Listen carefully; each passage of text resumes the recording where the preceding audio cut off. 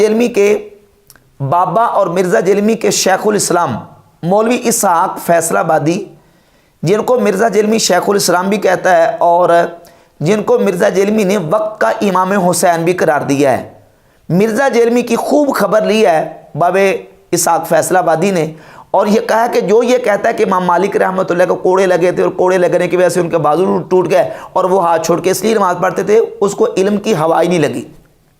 بقول مولوی اسحاق فیصل آبادی مرزا جیلمی کو علم کی ہوا نہیں لگی، کیونکہ یہ سٹیٹمنٹ مرزا جیلمی نے خود دی ہے کہ امام مالک رحمۃ اللہ اس لیے ہاتھ چھوڑ کے نماز پڑھتے تھے کہ ان کو کوڑے لگے تھے اور ان کے بازو شولڈر ٹوٹ گئے تھے، اس لیے وہ ہاتھ چھوڑ کے نماز پڑھتے تھے۔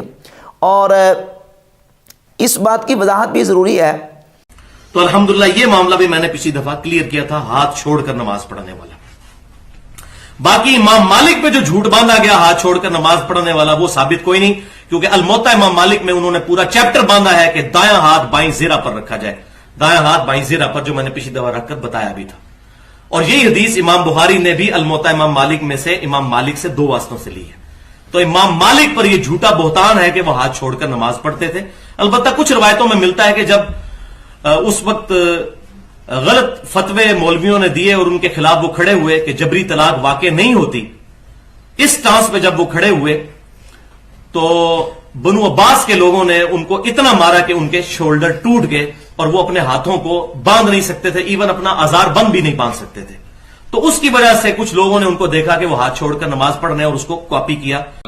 نماز کے یہ سوال جو تحریری طور پر آیا کہ امام مالک رحمۃ اللہ علیہ جو ہاتھ چھوڑ کر نماز پڑھتے تھے وہ اس وجہ سے پڑھتے تھے کہ انہیں بنو امیہ کے حکمرانوں نے مارا تھا، جس کی وجہ سے ان کے بازو اکھڑ گئے اور پھر اس لیے وہ باندھ نہیں سکتے تھے۔ یہ باتیں ایسے لوگ کرتے ہیں جن کو علم کی ہوا بھی نہیں لگی، بالکل وہ علم سے کورے ہیں۔ ان سے تو مسئلہ پوچھا گیا، صاحب پوچھا ان سے، المدونہ جو ہے نا، جس پر فقہ مالکی پر لوگ عمل کرتے، موطا پر نہیں کرتے۔ اکثر ہمارے لوگ کہہ دیتے ہیں موطا میں مالک نے روایت لکھی ہے کہ ہاتھ باندھنے چاہیے۔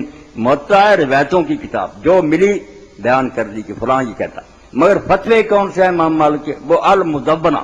آخر عمر میں ان کے شاگردوں نے پوچھا کہ امام اس بارے میں کیا ہے، اس کی شرح مالکیوں نے کی، اس پر چل، اس نے پوچھا کہ ہاتھ باندھنا بہتر ہے چھوڑنا، تو امام نے فرمایا چھوڑنا میرے نزدیک زیادہ اچھا۔